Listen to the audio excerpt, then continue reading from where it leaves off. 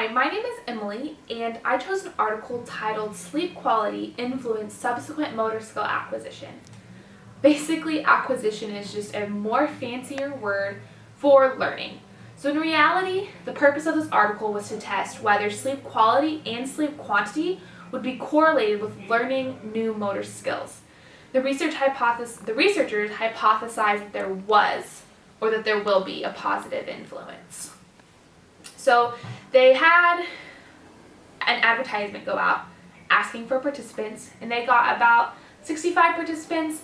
Then they had to test them to make sure that they didn't have already sleep disorders such as insomnia, and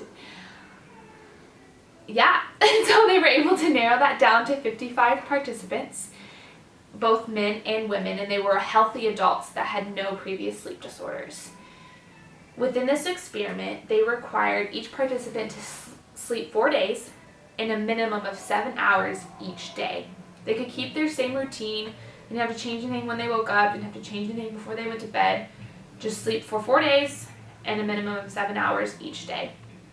The great thing about this research experiment is that the participants were allowed to sleep in their own bed, and they were able to measure the sleep using an actigraphy, which is just a bracelet that the participants wore, and it allowed them to sleep in their own bed. And this is positive because most of the time when they do an experiment with sleep, you have to sleep in a laboratory and be hooked up with a bunch of wires, and so you're kind of uncomfortable and you don't get to test real sleep because you're not sleeping in a comfortable place. So you'll be probably restless, and that all goes into negative factors of that experiment. But with this, they were able to sleep in their own bed. After 4 days of sleep, the participants were then brought back into the laboratory to complete a motor sequence learning task. So this is basically where there was numbers attached to each finger. It was 1, 2, 3, 4, and it was a 5-number sequence. It was like 4, 1, 3, 2, 4, and they had to type that as fast as they could with as little error as possible. And they did that 14 times with a 15-second break in between. And the researchers noticed that the more they did it, the faster they were able to get, and the less errors occurred. So then they concluded that there was a positive correlation of sleep on motor acquisition. But after reading the article, I found 3 major critiques, and the first one is when they wanted to test for quantity of sleep. In the hypothesis, that's what they said. But they made each participant sleep a minimum of 7 hours. So in my opinion, I think that they should have had a group of participants sleep get a little as sleep as possible, like 5 hours, and then range that 6, 7, 8, maybe all the way up to 9 hours. So they have a range of quantities to then better prove that higher quantity of sleep develops a better chance of learning a new motor skill. Another critique that I found that was very important was they tested for the quality of sleep. That was in their hypothesis. And the actigraphy, although so convenient, cannot really detect any sleep disturbances, and it doesn't record sleep waves.